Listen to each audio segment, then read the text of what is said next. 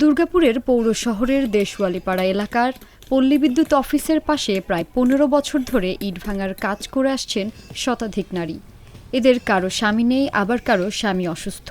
কেউ সন্তানের পড়াশোনার খরচ জোগাতে, কেউ দিনমজুরি স্বামীর সংসারের সচ্ছলতা ফেরানোর চেষ্টায় ইট ভাঙার কাজ করেন। সকাল থেকে সন্ধ্যা পর্যন্ত চলে ইট ভাঙার কাজ। প্রতি বস্তায় পারিশ্রমিক মাত্র ১৫ টাকা। জীবনযুদ্ধে টিকে থাকতেই কঠিন লড়াই করছেন তারা। এত কষ্টের পরেও সঠিক মূল্য পাচ্ছেন না।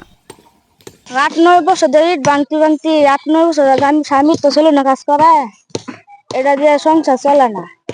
আমি ইট ভাঙে পোলাপান নেওয়া করাইতেছি।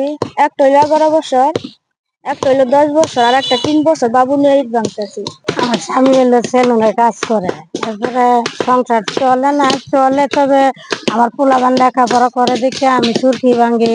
ও খরচ আছে লেখাপড়া, নিজেরও তো একটা খরচ আছে, এই কারণে আমি সুরকি ভাঙি।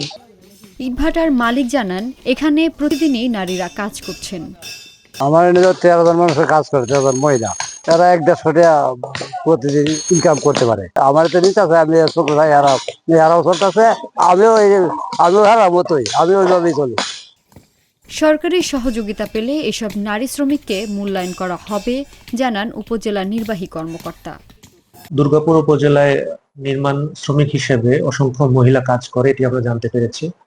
তারা আসলে বছরের পর বছর ধরে এইভাবে পুরুষদের সাথে কাঁধে কাঁধ মিলিয়ে এই কাজগুলো করে আসছেন। এক্ষেত্রে তারা যদি কোনো বিষয়ে বৈষম্যের শিকার হন, অথবা যদি তাদের যে দৈনিক আয় রয়েছে সেটির ব্যাপারে যদি কোনো বৈষম্য থেকে থাকে, তারা আমাদের সাথে যোগাযোগ করলে আমরা সেটি সমাধানের সর্বোচ্চ চেষ্টা করব।